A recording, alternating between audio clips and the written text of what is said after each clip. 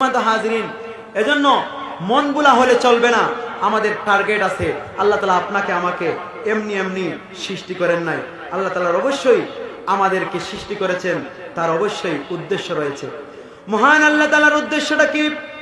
মহান আল্লাহ তাআলার উদ্দেশ্য হচ্ছে, আমাদের জীবনের উদ্দেশ্য হচ্ছে হুয়াল্লাযী আরসালা রাসূলাহু বিল হুদা ওয়া দীনিল হক লিইয়ুযহিরাহু আলাদ দীনি কুল্লিহি ওয়ালাউ কারিহাল মুশরিকুন। মহান আল্লাহ তাআলা মহাগ্রন্থ আল কোরআনের সূরাতুত তাওবার 32 নম্বর আয়াতের মধ্যে আল্লাহ তাআলা উল্লেখ করেছেন যে আমাদের জিন্দেগির উদ্দেশ্যটা কি?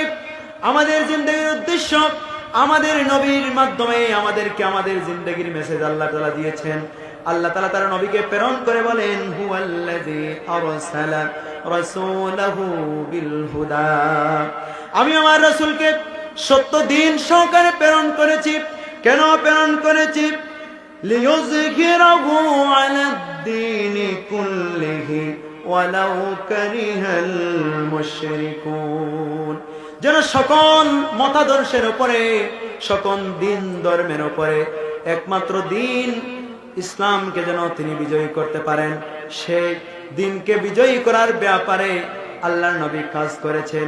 সুতরাং আল্লাহর নবীর একজন উম্মত হিসাবে আপনাকে আমাকেও সেই রাস্তায় কাজ করতে হবে, আর সেটাই হচ্ছে আমাদের লক্ষ্য। এটাকেই আমাদের জীবনের লক্ষ্য হিসেবে গ্রহণ করা উচিত। আমাদের জীবনের লক্ষ্য হচ্ছে আল্লাহর জমিন আল্লাহর দ্বীন কায়েমের কাজ করা, ইকামত দ্বীনের কাজ করা।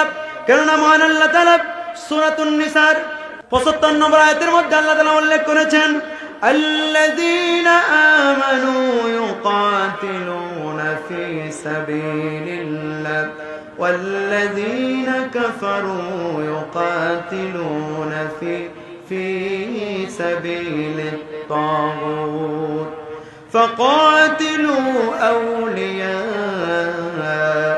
শাইতান ইন্না কাইদাশ শাইতানি কানা দাঈফা।